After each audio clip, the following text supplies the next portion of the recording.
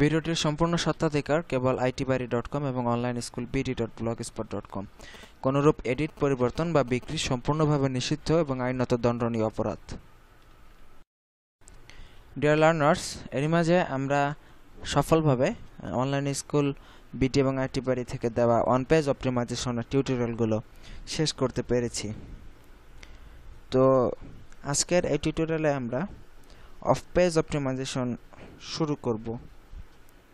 তো আশা করি আমরা সবসময় আশা রাখি যে আপনারা আমাদের দেওয়া টিউটোরিয়ালগুলো বুঝেন এবং বুঝে অবশ্যই উপকৃত হন। তো তার ধারাবাহিকতায় আজকে আমরা অফ পেজ অপটিমাইজেশন শুরু করতে যাচ্ছি। তো অফ পেজ অপটিমাইজেশন শুরু করতে গেলে আপনাকে প্রথমে একটু জানতে হবে যে অফ পেজ অপটিমাইজেশন জিনিসটা কি। তো অফ পেজ অপটিমাইজেশনটা হলো আপনার সরাসরি সার্চ ইঞ্জিনের সাথে সম্পর্কিত না এমন একটা অপটিমাইজেশন, মানে সরাসরি আপনার ওয়েবসাইটের পেজ, মানে ওয়েবসাইটের যে পেজ ভিজিটররা দেখে তার সাথে সার্চ ইঞ্জিন রিলেটেড না, এরকম একটা অপটিমাইজেশন। তো এসইওতে আপনার ওয়েবসাইটের গুরুত্ব, ভ্যালু এগুলো কিন্তু অনেকটা অফ পেজ অপটিমাইজেশনের উপর ডিপেন্ড করে। তো আপনি যত বেশি পরিমাণ অফ পেজ অপটিমাইজেশন করতে পারবেন কোনো একটা ওয়েবসাইটের জন্য, আপনার তত বেশি ভালো হবে আপনার সাইটের জন্য। আপনার সাইটকে গুগল তত বেশি প্রাধান্য দেবে। যেমন অন পেজ অপটিমাইজেশনে কিন্তু আমাদের কিছু বাধ্যবাধকতা ছিল, যেমন আমরা কিছু 5টা বা 6টা কাজ করেছি, তাতে কিন্তু আমাদের অন পেজ অপটিমাইজেশন শেষ হয়ে গেছে। কিন্তু অফ পেজ অপটিমাইজেশনের ব্যাপারটা কিন্তু এরকম নয়। অফ পেজ অপটিমাইজেশনের আপনার শেষ করা যায় না বললেই বেটার হয় আশা করি। তো মানে অফ পেজ অপটিমাইজেশন আপনি যত করবেন আপনার সাইটের জন্য তত ভালো হবে। এটার কোনো আপনি শেষ করতে পারবেন না চেষ্টা করলেও। কারণ দেখুন, অফ পেজ অপটিমাইজেশনের যে কাজগুলো আছে সেটা হলো ক্রিয়েটিং ব্যাকলিঙ্ক। তো আপনি আপনার সাইটের জন্য হাজার হাজার কোটি কোটি ব্যাকলিঙ্ক করতে পারবেন, সেটা আপনার উপর ডিপেন্ড করে আপনি কি পরিমাণ ব্যাকলিঙ্ক করবেন। আবার এখানে কথা আছে, আপনার ব্যাকলিঙ্কগুলো কতটা মানসম্মত তার উপরও অনেক কিছু ডিপেন্ড করে। তো আপনি আপনার সাইটের জন্য যত বেশি ব্যাকলিঙ্ক করবেন, গুগল আপনার সাইটকে তত বেশি প্রাধান্য দেবে, আপনার সাইটের পেজ র্যাঙ্ক তত বেশি বাড়বে।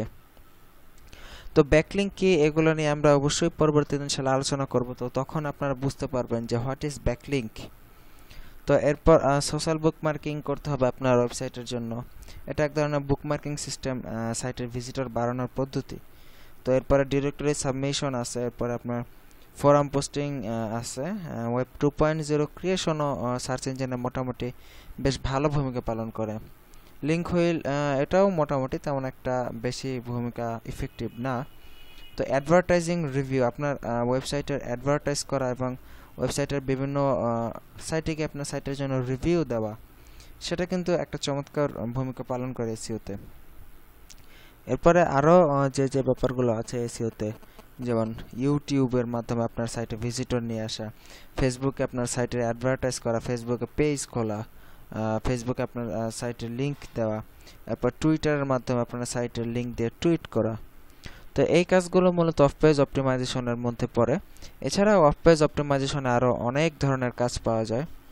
তো সেগুলো নিয়ে আমরা ইনশাল্লাহ পার্ট বাই পার্ট আমাদের এই টিউটোরিয়ালগুলোতে আলোচনা করার চেষ্টা করব।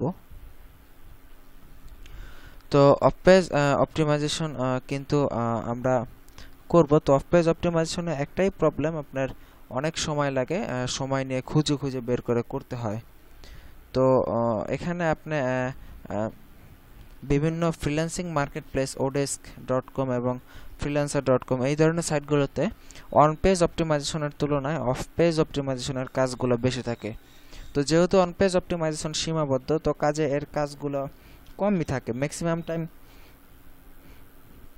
দেখা যায় যে ক্লায়েন্টই আপনার অন পেজ অপটিমাইজেশনগুলো শেষ করে দিচ্ছে। তো সেক্ষেত্রে অফ পেজ অপটিমাইজেশনের কাজগুলো বিভিন্ন লোকদের দিয়ে তারা করিয়ে থাকে। তো এইভাবে আমরা ধীরে ধীরে ইনশাআল্লাহ অফ পেজ অপটিমাইজেশনের বিভিন্ন টিউটোরিয়াল নিয়ে আমরা শিখতে পারবো অফ পেজ অপটিমাইজেশন কোথায় কিভাবে করবেন না করবেন। তো এরপরে এর সাথে আমরা ফ্রিল্যান্সিং পার্ট আছে আমাদের টিউটোরিয়ালের সাথে, এর সাথে ওডেস্ক টিউটোরিয়াল আছে, অনেক কিছুই আছে ইনশাল্লাহ। আমরা আশা করি আপনারা যথাসম্ভব শিখতে পারবেন। আপনাদের টিউটোরিয়াল কেনাটা অবশ্যই বৃথা হবে না বলে আমি মনে করি ইনশাল্লাহ।